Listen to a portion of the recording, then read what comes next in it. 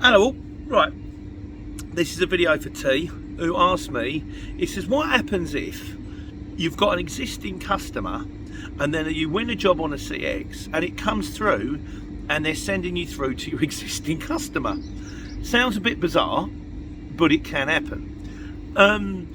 The situation, what you've got to bear in mind is when they turn around and they say you're going in as Bob's Couriers or Brian's Couriers or whatever, what they're really concerned about is poaching. They don't want you going in, and it's totally understandable. Trust me, I know, because someone tried to do it to me.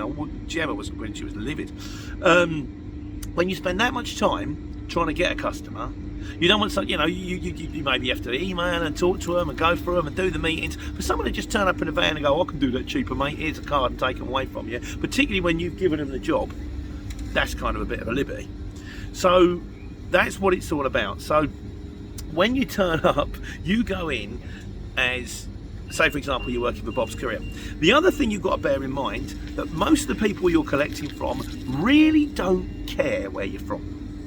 So I mean, I've done it before when I did the British Sugar job, and I've gone in and they go like, okay, where are you from? I'm on Bob's Couriers.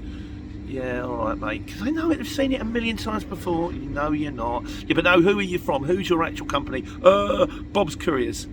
You sure you want me to say that? Because the only reason I'm asking you is so that I can write it down in the folder. So the next time you come in here, you won't have to say Bob's Couriers. Just tell them the company, and I'll know exactly where you're from, and I can hand you the card over and get straight on site. Ah, okay, on Van Go then. What I've done before, one guy said I don't like lying. So he said you can go in and you can turn around and you can go, right, I'm from Bob's Couriers, and they go, you're not from Bob's Couriers, we saw you. Because the other thing you can get, and this happened to me before, you go in one day as Bob's Couriers and then you get a job the next day to exactly the same place as Brian's Couriers, and they go, well, hang on a second, you was here yesterday as Bob's Couriers, today you're Brian's Couriers, which one is it? What, you quit the job last night and got a new job this morning? And I go, well, so what you do in this case, you can say, listen, I'm an approved subcontractor. What happens is we work with their firm works with our firm. Sometimes they get a little bit too busy, sometimes we get a little bit too busy. We feed off each other, but we know that we can use each other because we're good and we're reliable and we're tidy and we're straight and all that kind of stuff.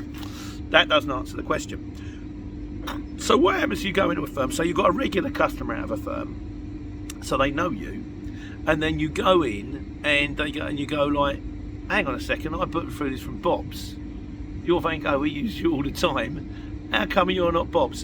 What I would say in that situation is give them the approved subcontractor line and say, look, we've got our own firm, as you know, because you use us. We also work with other firms in the area who also work with us, and we come in and we take it.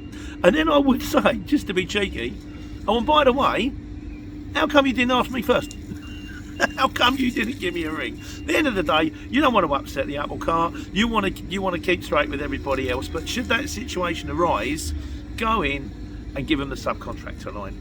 Nobody really minds, to be honest with you. And at the end of the day, there's only, as long as you do as much as you can do, as long as you're not going in there feeding in cards and going, I can do this cheaper, there's only so much you can do. And at the end of the day, you have to tell the truth to get the job on and get the job off. There's not a lot you can do about it. At least you've got some kind of defence. It is a little bit of a grey area.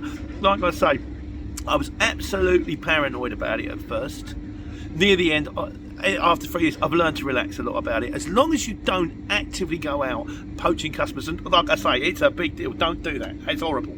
As long as you don't do that, you try and do your best, that's fine. I do remember one particular thing where I pulled up at the gate and the guy says, where are you from? And I've forgotten. Oh, you don't remember then? So I'm getting my phone out, I'm trying to scroll out the jobs, and a load of jobs on, which one is it? And I said, mate, the truth of the matter is, I know he didn't give it, he didn't care. He's the bloke on the gate. I said, I'm an approved subcontractor. He said, every job I do is different. I said, I feel like Mr. Ben. The bloke says, sadly enough, I'm old enough to remember Mr. Ben. I was like, Mr. Ben. Oh, I should make a film about it. Timber could be good.